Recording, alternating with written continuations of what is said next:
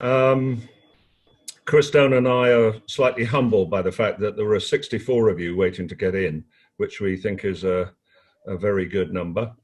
Um, Before I start, I should explain who I am. I'm Richard Furse. I just joined the com. I'm not really a DB7 expert. I'm more of a Vanquish man, although I know a bit about them. And Chris knows tons more than I do. The other person who's on the call today who might be able to help you is Tim Cottingham, who's got the register open for the DB7. So if any of you have got questions for Tim, just type them in the chat on the side or send him an email and he'll try and answer. So our guest today is Chris Stone, who is known as Mr. DB7. It's Doan like bone. It's like when you call the Queen. Apparently it's Marm like Jarm. Anyway, I was going to kick off by asking Chris to start by explaining how he got into this business and where he came from. Over to you, Chris. Good morning, everybody. Yeah, they told me there would only be 5 people. I think they rather wanted to make sure I didn't get panicky. So yeah, now's the time to panic. So I've been in the club since '81. I had a DBS V8, which I had for 29 years. So I know a fair bit about Aston Martin, the Aston Martin world, let's put it like that. During that time, bought a DB7 in 2007, just as as a home car, and thought, well, this is doable. There's lots of Jag stuff on this, and the bits at the time, the parts at the time, were cheap. It doesn't seem to be quite the same now. And as I got older, I thought I might do this part-time, and I did start off doing it part-time. I've never worked for Aston Martin. I've never worked for a car garage or anything like that. So it is fresh for me. I started doing a bit of part-time work in 2010, 2011, and it's just sort of built up from there. It's always meant to be fun, and obviously it should pay a few bills, but I wouldn't do it if I didn't enjoy it. And if it gets too big, I'll have to cut it back. I'm booked for ages, booked for the whole year, which makes this sort of thing really good because I don't have to sell myself. It's just about you guys and what you want to know from me, what I can help with. That's fine. So yeah, there won't be any come to Chris Stone this week or anything like that. I'm an agricultural engineer by trade and always wanted to be, but we joined this thing called the European Union, I think, and agriculture in this country went to pot in the late 70s. I worked for Massey Ferguson during that time abroad and here on the parts side, so it was good that I understood a fair bit about how parts systems work. I then went to where did I go? I was a forming partner in a courier company, so that was quite good business-wise. Did that for several years, and the company got bigger and bigger, and is still going now. So I was doing something right there. Worked at Thorpe Park on the engineering side, which was fun, and then worked for Coca-Cola for many years as a service engineer. The interesting thing about that is, towards the end of my time there, I specialised in a certain sort of vending machine, which could sell a lot of bottles of drink, but was quite different to what the other service engineers were used to. And I specialised in it and really got the hang of it. And I feel that with DB7s, I wanted to carry that on. Just specialise and get the hang of it. I don't know the answer to everything, but specialising, you learn a lot. Stop me, Richard. Okay.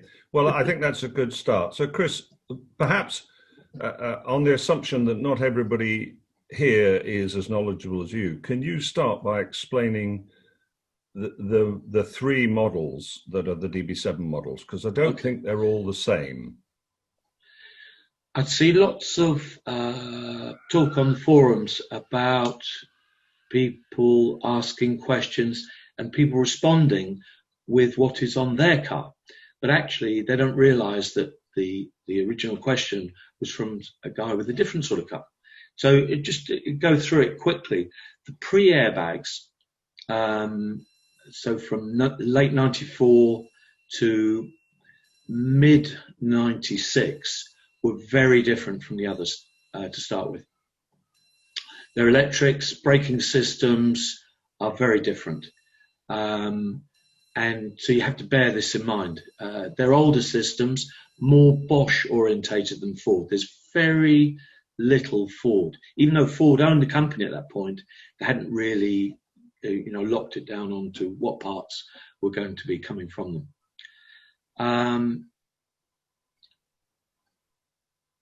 So a question coming in. Are you, Richard? You keeping? Yeah, I'm looking at the questions, so I'll do that. What we're going to try and do is just do some questions which I think are of a general nature that will be useful to everybody, and then in due course we'll switch and answer specific questions. Okay. I didn't know whether you wanted me to write down while talking, and I don't think. No, I'll do those for you, Chris. I can't multitask that much. So pre-airbags, there are lots of differences. In many ways, there are similarities to XJ40s, late XJ40s. So it's a very weird world. Then you've got airbag cars where Ford had got hold of the production line, if you like, and the ECUs are Ford, and so a lot of the peripheries that go onto that are Ford too. Not everything, but quite a bit. So very different. It's not just the fact that the airbags were added. They had a whole rethink because Ford had been on board, presumably, Ford had been on board enough to get involved in it. V12s, of course, are different again. By that time, Jaguar which obviously were in the same fold, were well involved in the XK8. So there's more XK8 stuff on V12s. A few suspension changes. So some of the suspension bits are different. Some are reinforced, but generally, chassis-wise, it's the same. More the same than some of the sales blurb would have you think, but more XK8 stuff in there rather than the early. Yeah. Okay. So, Chris, that's one of the things. The other thing that I think, again, would be generally useful, can you talk a little bit about fluids, oil, coolant, and other things, about change rates? I've certainly seen quite a few cars with corrosion issues, which in the cooling system. You might want to talk about that, oils and other fluids. Okay, this is one of my pet subjects, and it's about cost effectiveness, really. The costs of the fluids compared with the damage that old fluids can cause. It's a no-brainer. Let's start with power steering fluid. The service schedules only ever say check the fluid level. Well, you've got possibly 2 litres of fluid there running round and round and round and round and round that very small system all the time. Say that damaged either the pump or particularly the rack. The rack is £2,500 to replace. If you could change the fluid every couple of years so that the chances of there being swarf or just debris in there of any sort, or even the oil failing, are slim, you've increased the chance of that system, lasting the life of the car. As Richard says, antifreeze, blue antifreeze, which is in the 6-cylinder cars, the book says 2 years and change. I think 5 years is still fine. The V12s, the OAT is long life, but it's still supposed to be 5 years. So you could still say then 10 years. But lots of the cars that I see first time round have never had antifreeze change, certainly on the V12, because it was classified as, excuse me, as long life. It's not worth it. There's sediments build up, and their acidity, as Richard says, on the Vanquish, seeing particularly that the metal pipes literally rot away. And the cost of that is just many times the cost of changing fluid. So if you work, fair enough, if you're getting somebody else to do it, there's cost involved in that. But if it's something you feel like doing yourself, it is well worthwhile. Oil, of course, people will change oil, engine oil, on a regular basis, but leave all the others, and really they're part of the same package. And the cost, fair enough, if they fail, the costs are not as high, but it's still, if you say you do oil changes yourself, do some of the other fluids as well. Gearbox fluid is another one. On the 6 cylinders, the book says, auto gearbox, sorry. On the 6 cylinders, the book says 60,000 miles. Well, that's fine if you were doing 10,000 a year, but the cars aren't in that mode. It's definitely worth doing at this stage in their life, no matter what. Oil and filter. V12s, originally they said the boxes were lubed for life, but ZF's term lube for life was talking about a 10-year lifespan of the car, which is what the manufacturers were talking about. And of course, with Aston Martins, that doesn't really apply. So first ZF admitted that 50, 70,000 miles in 10 years was what they called life. So you needed to change the oil after that. And I think Aston Martin have followed suit since. So again, those things are far more worthwhile than just leaving it for the cost of the fluid. Fair enough, gearbox oil changes are a bit more awkward, but things like power steering, cooling systems are very doable and very worthwhile. Okay, now Chris, another question which has come up from a number of people concerns battery drain. I know that when I got my Vanquish, it would sort of munch its battery in less than a week if it wasn't on a conditioner. And I certainly keep all my cars on conditioners, which helps. But can you talk about it a bit in relation to the DB7?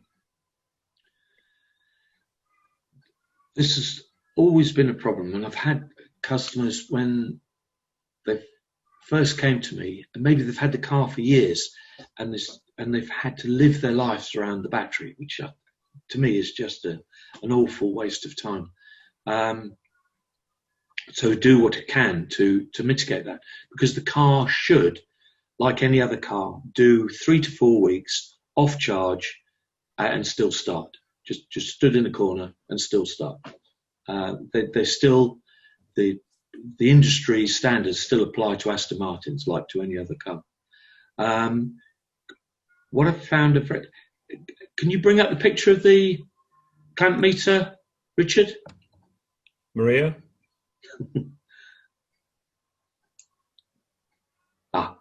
Item image 0011.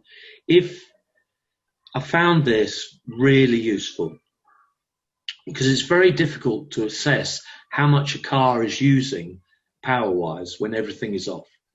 But this is a clamp meter. Can everybody else see the clamp meter? Because I can't. Oh, okay, I can. But I know what it looks like. Can everybody see it? Maria, no, Maria. Maria, if you double-click it, it'll open up full screen. Yeah, you should be able to all see it. We can see it as a thumbnail, but if you double-click it, it should open up as a full It's picture. big on my screen. I'm going to close it and try again, guys. Hold on a second. Yeah, that'll work, Maria. Do that. Hi, Ray. How's Hi, that? Can you Funny see about that? talk of batteries. Yes. I'll tell a little story about that in a minute. No, Maria, I still can't see it, I'm afraid. Well, while they're You looking, need to Ray, share the window, not the screen. Okay. Ray, I've got a second-hand. Did that work? No. Ray, I've got a second-hand battery on your car at the moment, and it's holding charge. But yeah, we'll talk about that someday. Okay, Chris, keep going. Right. Okay. So this the clamp meter that you could see in the little tiny picture, it has a jaw that opens, so you don't need to make any electrical connections or anything like that. You just pop it over either the big earth cable or the big live cable. It doesn't matter which, and switch it to DC amps, and it'll show what is. So that is. Is anybody else seeing these pictures? Because I'm not. Oh, okay. Just you me. are. Okay. No, that's all right. Do get it up, Richard, because it's a good picture. I can see it. Okay. Richard, are you multi-screening? I'm in gallery view. Okay. And I am multi-screening. I've got 3 screens running. I think that's why you're not seeing it. Okay. Sorry, everybody. I'm going to go away again now. Right. But everybody else can see it? Yeah, I can see it. Yeah, I can see it as well, yes. That is very labour intensive. And it's not for fun. There's nothing taken out that doesn't need to be taken out. But if the evaporator is holed, the evaporator, which is the cold bit in the aircon system, is holed, so it's leaking gas, that centre unit has to come out, and then you've still got a good half day's work opening that unit up. I didn't put a picture of that in. It doesn't just sit there. It is inside the whole aircon module with the heater matrix as well. And you've got to be so careful. If you get something wrong with that, you put everything back together and find you left the screw out somewhere. It's horrible. So for that reason, I hate doing it. And the heart starts beating when you see so many plug ends and whatever. But some of them are marked, and some I remark. And but you have to allow a lot of time and a lot of patience. It's not easy. If you can see in the centre, if you look to the right, you can see the 2 inlet ducts from the right-hand blower motor. And if you look in the bottom one, it actually has a slightly green colour rather than the blue. It's a blue soft plastic. And there's another one of those on the left-hand side, but obviously you can't see it because it faces away. But the right-hand one, you can see it is slightly green. That is green from the aircon, the gas, the dye that's in the gas and the aircon. And even though the aircon, the blower blows the opposite way, it has filtered out against the flow that way. The center console is out. I'd love not to take that out, but you can't do it. The aircon module has to come out backwards. It can't come out upwards, sideways, or any other way, backwards. So the center console has to come out. As I say, I've not taken anything I could leave in, I've left in. But pretty horrible. Yeah, so it set my heart. I mean, I'd add something else to the list. I don't know if anybody's ever tried moving any of the carpets in the car, but Aston put the carpets down with the strongest glue I think I've ever seen. And if you can prise it up and get the carpets away, but the moment they go back anywhere near the glue again, they stick down again and you're starting all over again. So trying to put a new harness into a car was a nightmare. And it sticks to the screwdriver, Yep. And you think, oh, that's not a problem, but it is. It gradually winds up in the tufts of the carpet. It's horrible. And there's no easy solution to it. You can't get it all off to start again. It's just, it's pretty horrible. Yeah, I concur. Okay. So, Chris, I asked David this about Vanquishes the other day because he's got quite a few pictures of mice nests, which he's found in Vanquishes, and they've chewed wires and things. What's the most interesting thing you found in a DB7 or anywhere else? Well, you asked me about this before. I found dead mice and fag butts in a V8 Vantage the other day, but that's not a DB7. I found the odd dead mouse, but not really. I can't think of anything else significant that I found that was nasty in the cars. As a Coke engineer, I was called to a vending machine at Heathrow with a report of a python in it. A python had escaped from a box and gone into a vending machine, and they needed somebody to open it up. But luckily, I didn't find live python in there. But yeah, no, I've never had that sort of heart-pumping experience with a DB7. No. Yeah. Okay, so before we go to the questions, I'm going to do two things. One is that you'll see Chris has got a very clever desk in his house, and he can move the desk up and down. So if he moves himself up a bit, you'll see that he and I are wearing DB7 polo shirts, which the shop still has some of. And Linda, who runs the shop, has told me I am to make sure that you chaps understand that there is still stock of these things that were done for the DB7 gathering, which was incredibly successful. So there are shirts, and I have to say they're really nice shirts actually. And she also has a few jackets. She did have 6 mugs, but Chris has bought them all. So you're out of luck on mugs. But in my defence, I'm trying to get her to get more. And if she does, plan to put them on my website, but then just direct people to buying them from AMOC. I'm not after making money out of them. Yeah. So there's a few things left from the DB7 gathering. So there are plaques, a few jackets, soft shell jackets, a few bags and things. So if anybody's interested, go on the shop site. They're advertised there. Okay, Chris. I've got a few more bullet points. Can I go through them before questions? Is that okay?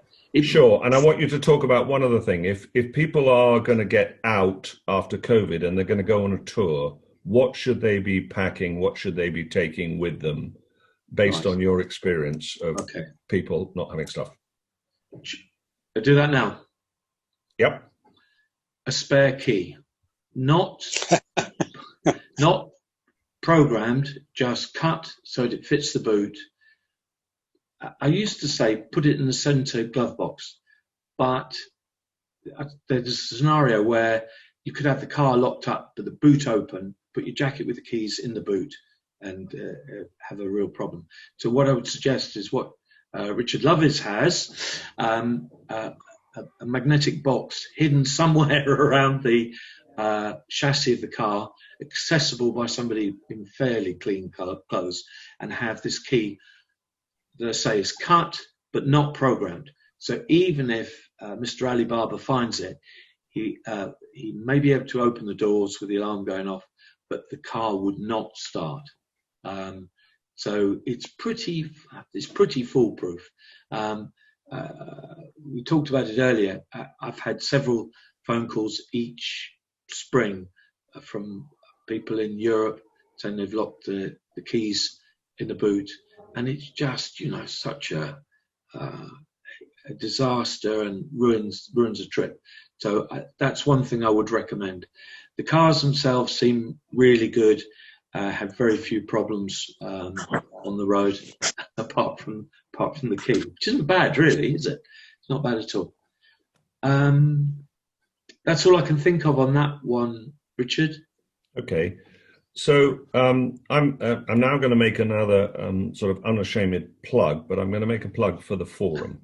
The forum is actually, the search function is not very good on the forum, and there's a tip here, which is if you click on search, the first thing that comes up over on the left is topics, and there's a little arrow beside it. If you click on that, you can go to advanced search, which is a much more sophisticated tool. But the reason I'm going to plug it is because of the questions that we've been asked today, there are a couple that are answered very clearly on the forum. So Tim Piper asked about the noise of the beeper in the car, the warning beeper. And actually somebody else literally over the last couple of days described exactly how he got in and took the noise of the beeper down from 85 decibels to 60 decibels. So what I'm going to say is that there are a lot of things that have been described really quite well on the forum. And if you go and look for them, you'll find them. And I was going to say the same thing to John Radrick, who says that he's converted the rear of his DB7 to a parcel shelf, the sort of 2+0 system that appeared in the Vanquish. And I was going to encourage people when they've done that and they want other members to know, to go and post photos and a description of what they've done under the right heading in the forum where they are. The final thing I was going to say is that it's better in the Vanquish section, I accept, than the DB7, but in the DB7 section, there is an alternative parts list. It needs to be updated, and the way we've set it up is that anybody can update the alternative parts list. So if you go off and find that something is actually a Ford part with a Ford part number or a Jaguar part with a Jaguar part number, if you can fill in the alternative parts list simply with the numbers and perhaps a guide to what you've paid for it, it will help fellow members. The Vanquish one is pretty good. The DB7 one needs updating, to be perfectly frank. Okay, so now I'm going to try and go through the questions that have been asked on the forum. So, firstly, Richard, yeah. Can I? I've got a few other bullet. Yeah, go for it. I do it because it might cover some of the answers, and in no particular order. First one, Aston Martin do OBD manuals. Now, this doesn't apply to pre-airbag cars. You're on your own with pre-airbags. There's no OBD. There's virtually no way of reading them these days. But there is an OBD manual both for i6s and for the V12s. And I think there's a Vanquish one, Richard? Correct. Yeah. And you can, I don't know whether you can get them from Aston Martin, but you can get them off the interweb, and they are really good. They seem to be written, unlike the workshop manuals, they seem to be written by somebody who actually did the work. Obviously, they don't give you the answer to everything, but they give you a good path to look at what your problem is. You get the code from using your OBD reader, engine codes. This is, it only applies to engine stuff.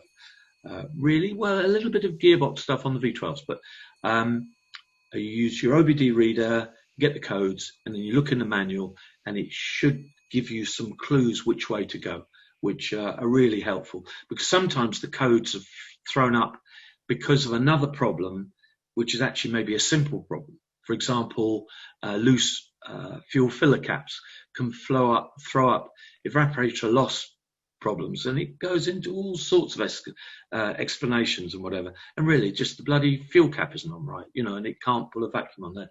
So those are really good. So there's separate ones for i6s and V12s, and I would recommend them to anybody who's wants to get involved with their car. Okay, but a word of caution, chaps. If you've got a V12, you need to understand something, which is that Aston and every other car manufacturer, nobody made a 12-cylinder ECU. So what Ford or Aston did for the V12 was they used two 6-cylinder ECUs.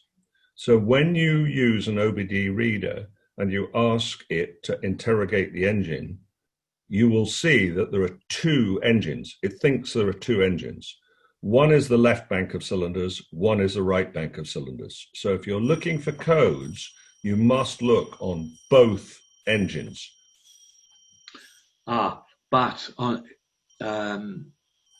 this, because the ECUs are linked, your OBD reader may tell you that it's pulling data from the left bank, but actually it's pulling data from the right bank. So you have to keep an open mind, even though you specified which engine you're taking from. David will tell you, Richard, we got stuck with it, spent hours on throttle bodies, and it said the throttle bodies were reading right, but it was actually reading one that was good and the other one was dead. And we spent a lot of time on it. So now I'm very skeptical. Sometimes the data will change on your reader from, say, a throttle position sensor reading of 18 to 25. And you think, maybe it thinks the throttle's opening. But actually what it's done is switch from one engine to the other. Don't ask me how. Obviously, if you had Aston Martin AMDS, it would sort that out. But just ordinary OBD readers sometimes can read data from either side. So you just got to be highly skeptical about where that information is coming from. So just be careful on that one. Yeah. Yes, it must. That must apply on Vanquish as well, Richard. Yeah. The engine ECUs are slightly, well, they're different because there's rather more functionality in the Vanquish ECU, but the solution when people have had ECU problems has up until now been to return them to Aston Martin, who relieve you of a considerable amount of money and send you another pair. Because we've been having issues with the Vanquish ones and a reasonably consistent issue, we've been outsourcing where else we could get them repaired. And we think that, courtesy actually of somebody in the DB9 forum who had got a light module repaired, we think we found someone who will be able to repair DB7 ECUs and Vanquish ECUs. We've got our fingers crossed, but it'll be at a very different price from Aston Martin and not a higher one. Chris, okay, so can we move on to sort of some of the questions? So there's a question from Mike Steptoe, and he says his i6 has an issue with the speedo rev counter and all the gauges. It doesn't happen every time, but when I get in the car, start the engine, the gauges do not come to light. The car will start and drive, but some of the warning lights stay on. I can clear the issue most times by pressing the trip reset button. If that doesn't work, I disconnect the battery for a minute or two and everything works fine. I've also noticed that sometimes the car stands for a few days. The odometer still records an increase in mileage by a few miles, but the trip meter stays the same. I've checked the connections on the binnacle and terminals, but have been unable to resolve the fault. Any suggestions, Chris? Yeah, I read this one. There's a lot going on in that instrument cluster. The shape of the cluster is the same as the late XJS. So people tend to think that what is in there is hot wire gauges. The late XJSs, and I may be wrong with this, but the late XJSs had 4 hot wire gauges and a fairly antiquated system of measurement. The DB7, even from the pre-airbags, does not have that at all. It has a circuit board made by Blue Chip Technologies and Visteon. Later, I think Visteon took it over, which was part of Ford. How this all came about, I don't know. But it has moved on a bit like the Wedge Lagonda. Even though it used an old casing, the guts of it are high tech. And the problem with that is that there's a lot of chips in there and it's very sensitive. I think that it's a problem within the cluster. Somebody may have taken it to bits already. If you take them to bits, you'll have a different problem when you put it back together. They are very, very sensitive. I think that this is a cluster fault. And to get that fixed, it really needs to send it back to Aston Martin. I've tried using people like Cluster Repairs. They're useless. The only people we found who can fix these, or who have access to the people who can fix these, both in terms of testing and the parts, is Aston Martin. And their last time I had one done was about £1,500 exchange, but they will want the old cluster back first. They won't send you one out. I really would not try anybody else for it. I think it has to be Aston Martin. We've tried BBA Reman, who are very, very good and do all sorts of ECUs, but sent it off to them. They said it was faulty, but they couldn't repair it. They didn't say whether they weren't allowed to repair it, because they do them for Aston Martin, but they wouldn't repair it. So I've not found any way around that, Mike, and I'm pretty sure the fault is in there. And if you looked at the warranty seals, I expect you'll find that somebody's been in there already and had a go at it.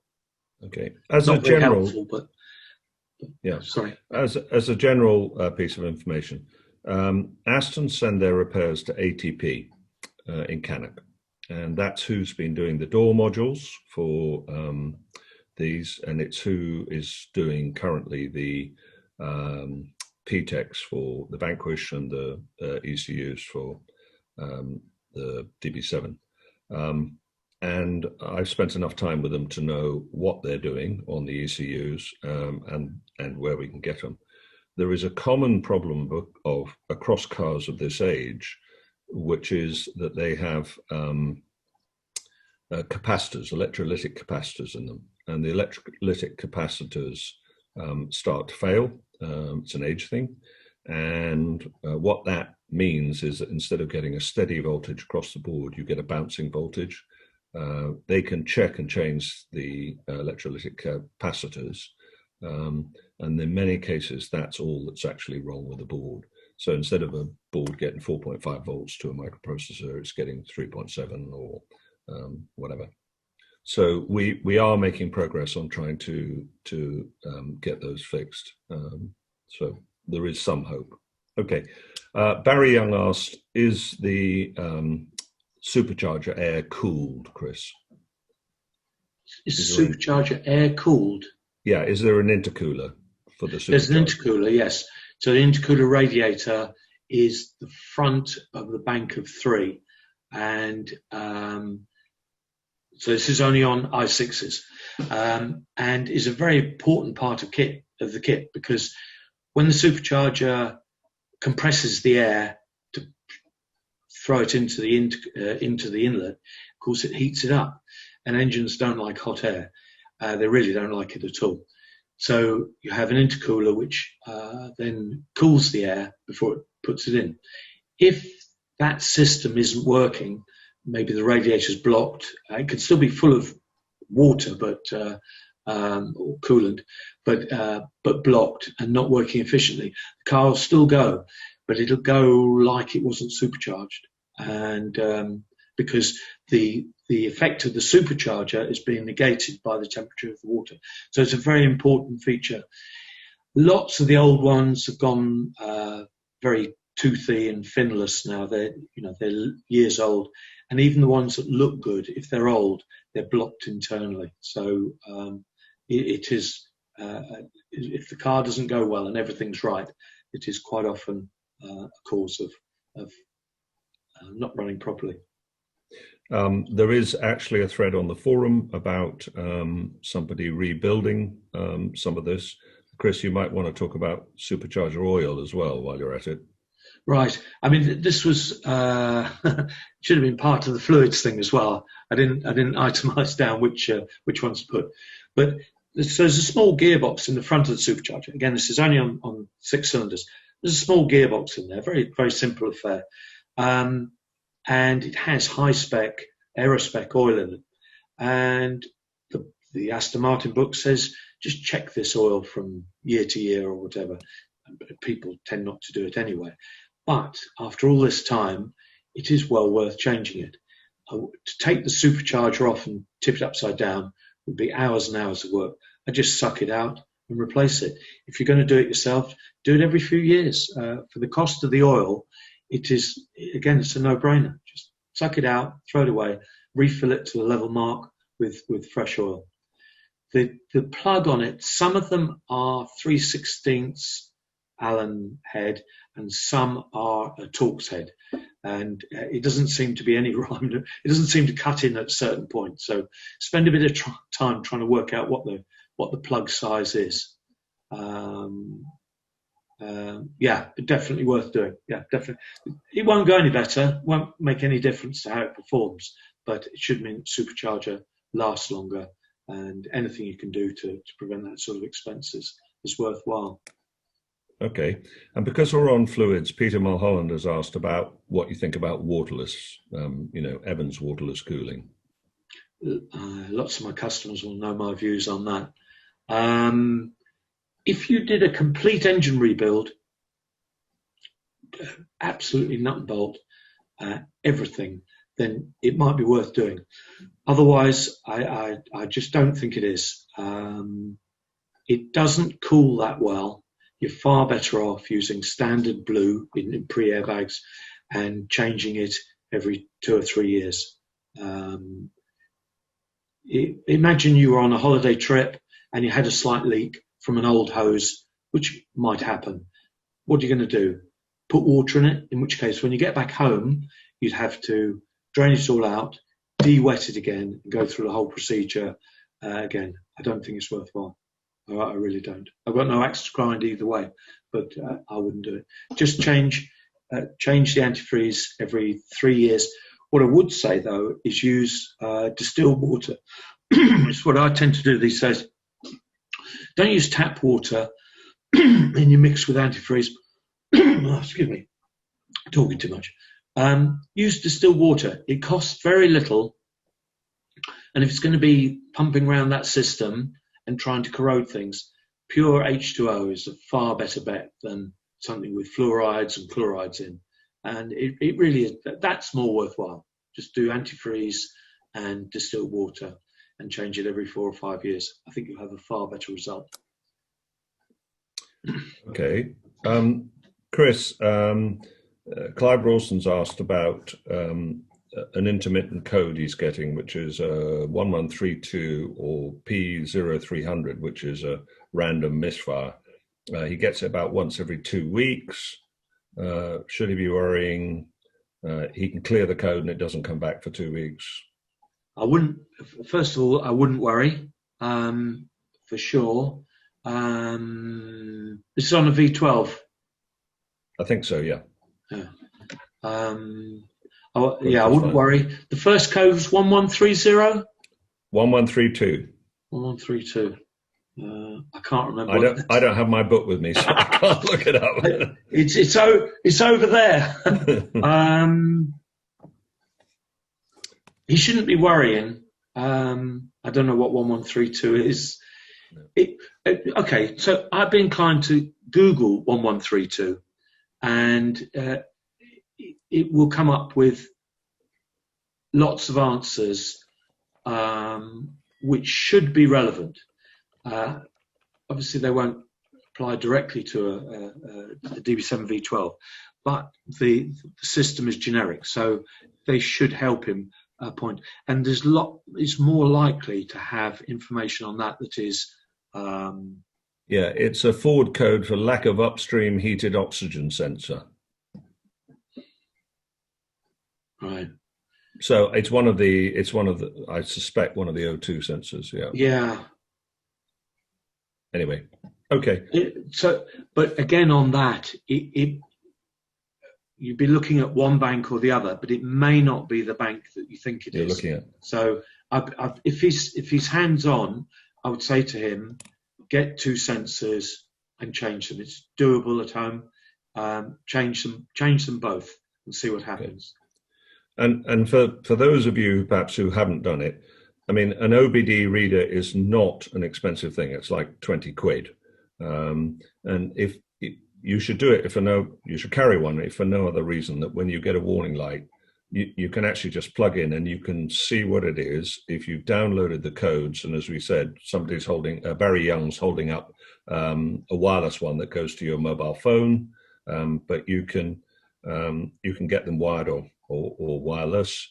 It gives you the confidence when you get a warning light to carry on if it's something minor or stop if it's something major. To be quite honest, they don't show up major faults. You need to be checking oil, water. It wouldn't show up if you were out of oil. All right, the red light would come on, as in the low oil pressure. But the OBD system is not generally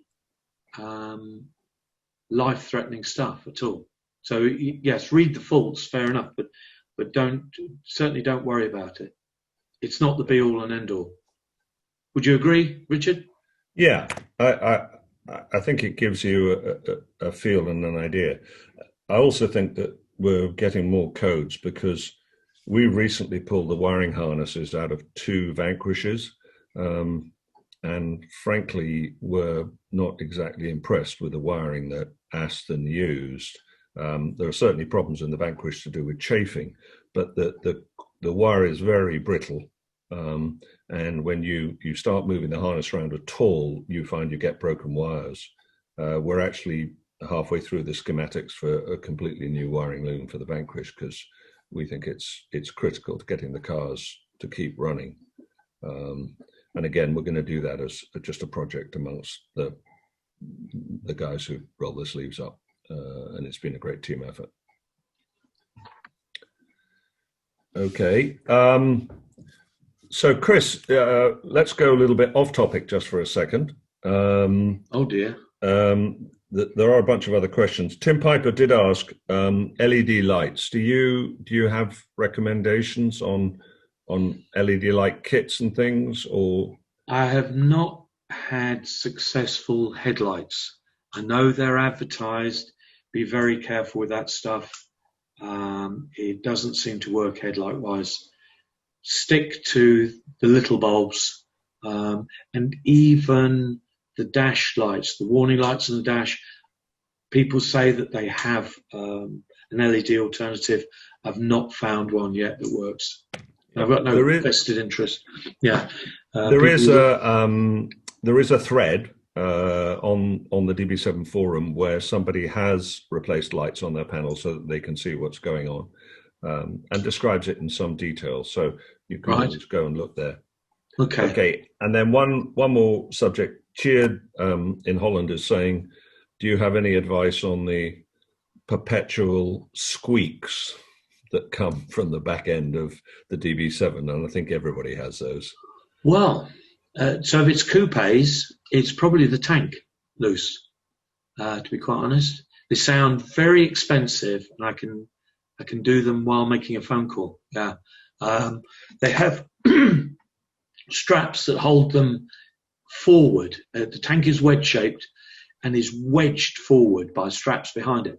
But they have foam backing plates to them, so it's not metal to metal on the tank. And they go soft, and the tank moves, and it moves a lot. If you find that your noises change depending on how much fuel you have in the tank, some will get worse when the tank's nearly empty. Some will get quieter when the tank's nearly empty.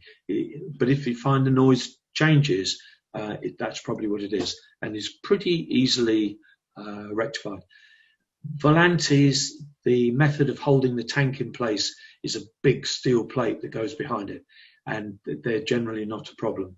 But coupes, all the coupes, I've not really had it on V12s, but on 6-cylinders a lot. Yeah, I shouldn't really be saying, because I can do those jobs, and it's really nice. But anyway, yeah, it is doable. Other squeaks and rattles, radius arms, the front bushes going, and even though they look all right, they're resting on the safety strap below it, and they'll sort of clonk as you go over bumps. But the MOT man should be picking up on those. Otherwise, generally, it would be rubber bushes, and you can get them ever so quiet. They are really good, really good. Okay. So Chris, there's one other thing that you've got. You've got another car in your garage, or rather out in your garden. Just talk a little bit about that before we finish up. Well, and I've still got a couple of other things I want to go through as well. Okay, but, all right. So out on the lawn at the moment, because there's a V8 Volante in the garage, which is worth more, is my GT40 kit car, replica, call it what you may. But the interesting thing about that is that there are no ECU. Well, the thing that I like about it, no ECUs at all. It is all doable in the old-fashioned way, and there are very few wires, and they all mean something, and they all go somewhere properly. And I love it to bits. It's really good. There's a picture of that facing David Lewington's DBS.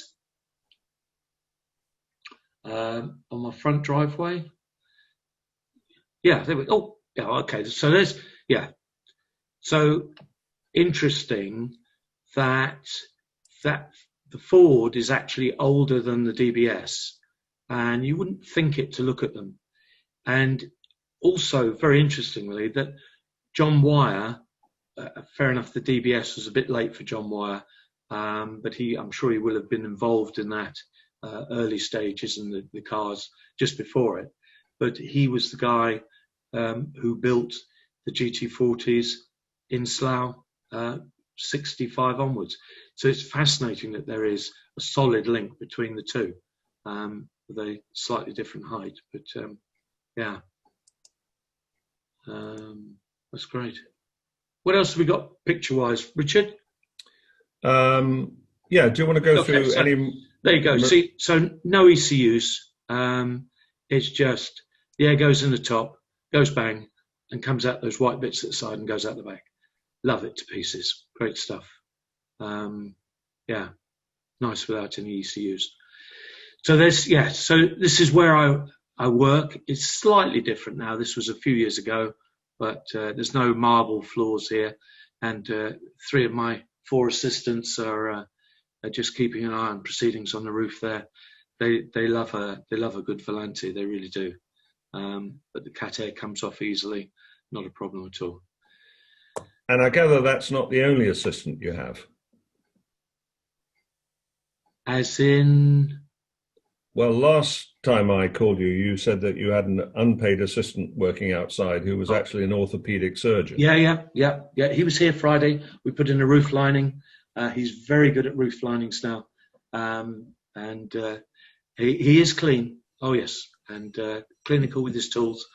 But he loves it. It's fun. He's unpaid staff, but he loves it. I have several people who come here and help me, and they love it. And they learn stuff about their car, and I'm happy for them to do that. But I don't want to promote myself on here. But yeah, that goes on quite a lot, I must say. Just a couple of points that I've got here. Airflow through, or airflow into the nose. Not into this nose, but into the nose of a DB7. It may sound silly, but all DB7s after pre-airbag had foam structure inside the nose, which I think is a pedestrian impact zone, but I'm not sure where it came from. If you have it in your pre-airbag, it means that the nose cone was replaced, which is quite common. So it's just there's a cat come to see me here. Don't get up, Evie. No, good girl. And but all of them have it, and sometimes it was put in such a way that it limits the airflow through the grille to the radiators there. And as you will well know, they get pretty hot under the bonnet, particularly V12s. It's a good idea to have a look with the bonnet up, look forward. Sorry, you'll see a cat tail. Look forward to towards the nose of the car, and if you can't see clearly out of the through the grille, the foam is probably this grey-coloured foam is probably in the way. Cut it back, chamfer it back, so that there is a good clear gap there. It makes a real difference. They knew it was a problem.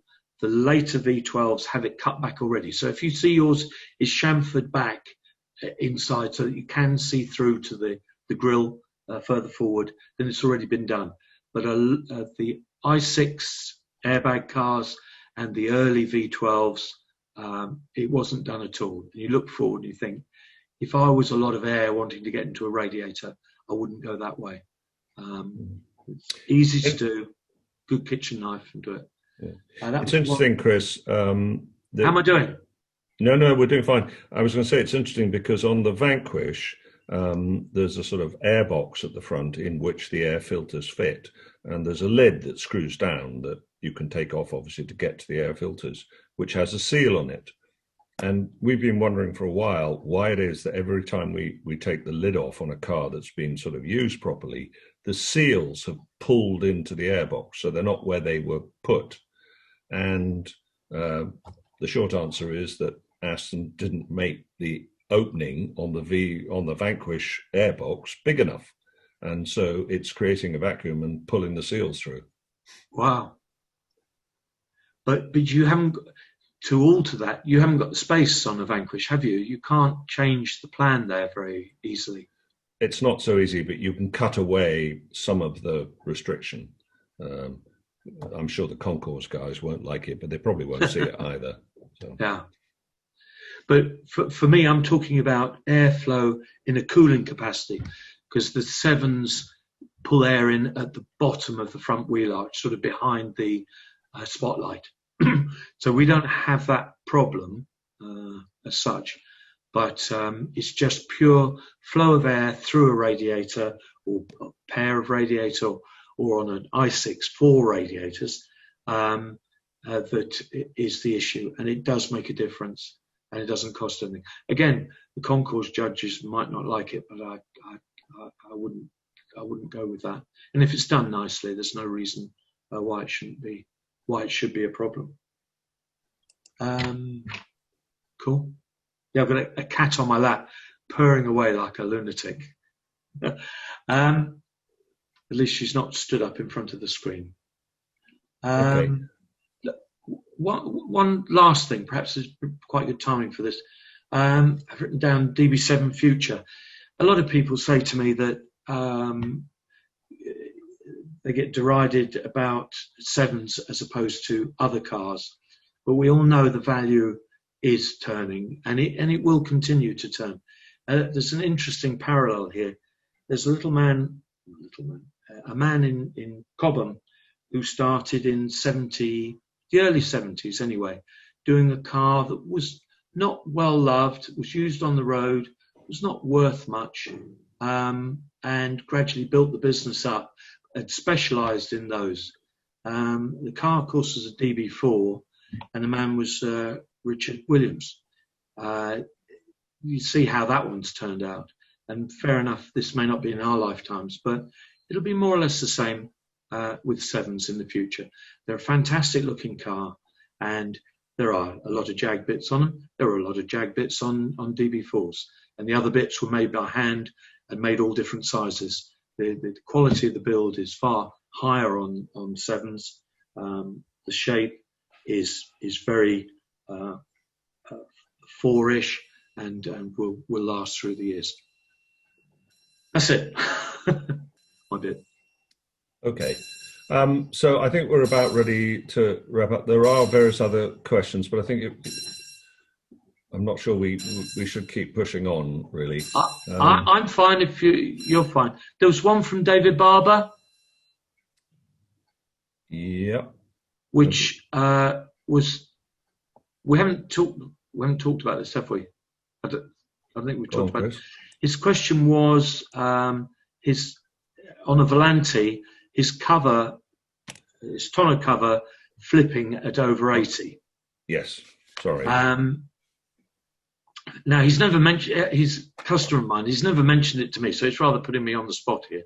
But his is i6 Volante, and it's good to see that he lets it rip. I really don't have a problem with that. But I don't have an answer to this. The only thing is, I think that V12 tonneaus may have extra poppers on the front that hold the front edge down better than on an i6, because V12 is capable of doing far higher speeds. You're going to lose a few Volante tonneau covers that way. But I think it may be to look at a V12 one and see if there are firmer fixings at the front to keep the airflow going over, not letting it go inside.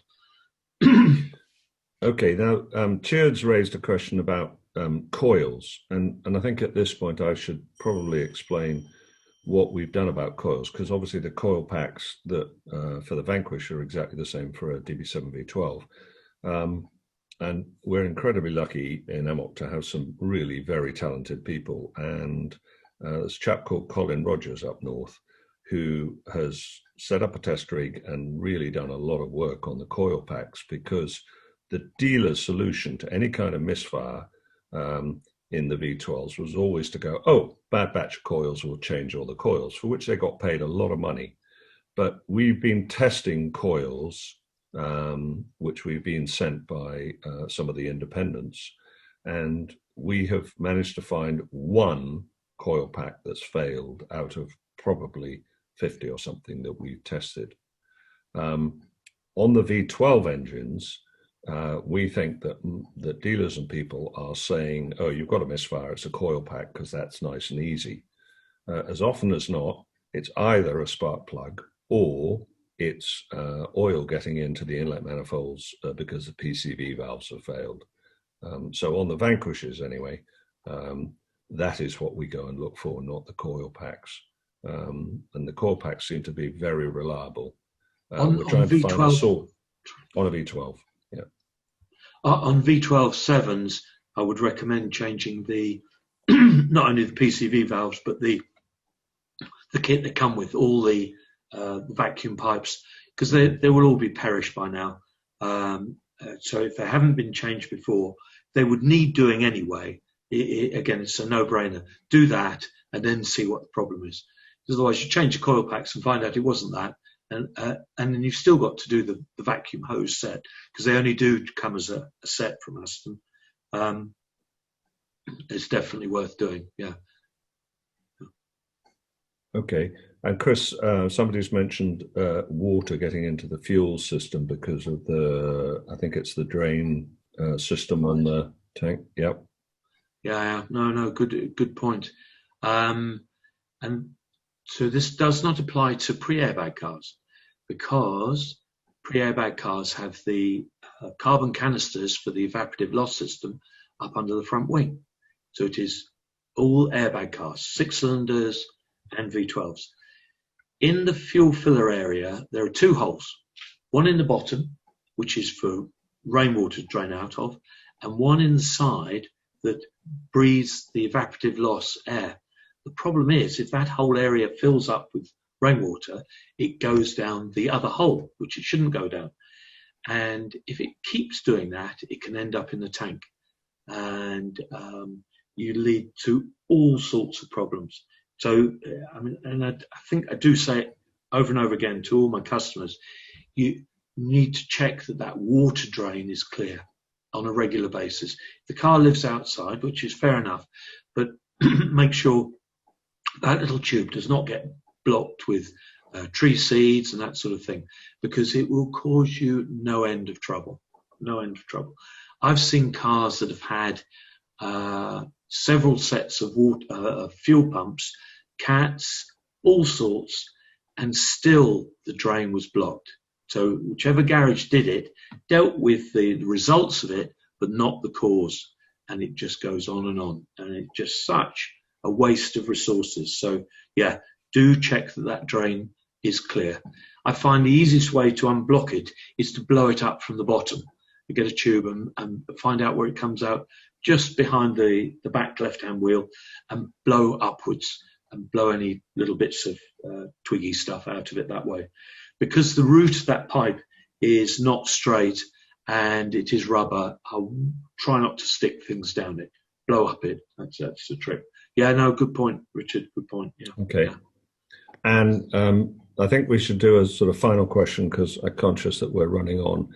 From Jarek is, what are the most common rust areas in a DB7? Where should he be looking? Okay. In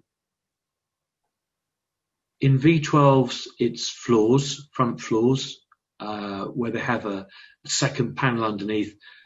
They didn't underseal them that well, or they didn't seal between the layers. And V12s, even though they're newer, tend to go there. Completely doable, not a big problem, and shouldn't be too expensive. So that's certainly one to look out for on V12s. Generally, on the earlier cars, certainly on the 6 cylinders, the back ends of the sills are going on lots of them now. Again, not a massive problem. The outer sill has to come off to be done. And the problem is, because there's that outer sill covering, it's difficult to see. It's not like looking on a Golf or a Polo or whatever. It is difficult to tell. So you need to have a good look. They're beginning to go. Some of the early pre-airbags, you can get rot into the chassis rails at the front. Because they're foam filled, they've end up with condensation, and that can be quite nasty, but it's still doable. But yeah, it can be quite bad. For Lantis, they tend to leak around the hinge point for the roof, so the water goes straight down and sits inside the chassis rails at the bottom and rots them out around the radius arm mount. So that sounds really awful, but there are a few places, but highly doable. On the outside, the rear wings, where the rear wing meets the bumper, just behind the wheel, if you see a few bubbles there, it is double-skinned metal where the wheel arch and the outer wing come together. If you see bubbles or inconsistencies there, I can guarantee it'll be worse than it looks. And it's doable, but it's not just a fillet and leave it job. It's cut both bits out. But if you see a few bubbles, there will be quite a bit of rust there. Somebody may have filled it with filler before. Okay. I'm going to mention one other thing which I got direct from ATP when I was up there the other day. When they've been repairing DB7 ECUs, they say a lot of them, particularly for the V12s and particularly Volantes, have got water damage in the ECUs because the ECUs are mounted on the floor under your legs, the transmission modules under your seat on the driver's side. And they say that what happens is if the cars get wet, the wiring acts as a sort of wick to pull water into, which ultimately ends up in the ECUs. So if you've got a Volante, you definitely don't want water in the passenger or driver footwell. DB9s, and I'm not talking about DB9s, but DB9's passenger footwell has a big control panel in it as well. So that carried on, and it will go on into the future. Same sort of thing. Yeah. Okay. Well, once again, the shop has DB7 items like the shirts we're wearing, and we recommend you do that if you are after some DB7 stuff. I want to thank Chris for a very informative, a lot of people on this call. I thought it was great. I hope we answered some questions that people have got, and I encourage you to use the forum. It is a little bit difficult to search, but there is a lot of really very good information on there, and it's put on by members for members. So go for it, guys. So Chris, thank you very much. I see Ray's got his hat on. He's advertising one of those. Maria, thank you very much. All of this would not well done, Maria. Yep. Without Maria, who puts the photos up and organises the whole thing. So a very big thanks to you. And thanks to Mark Donoghue for having come up with this idea with Maria ages ago. We think it's good. We hope we're going to keep doing it. And actually, there's some very entertaining characters in the Aston world who are very knowledgeable. So we're going to do a Scots version with the two Peters one of these days. And we will try and ring the changes between the different car models and things and give everybody a chance to ask questions and hear it from the experts. Okay. Thank you very much, everybody. Thank you for your help. And I look forward to seeing you on the next one. All right. Thanks, customers. Keeping me going and not raising any nasty questions. Yeah, that's good.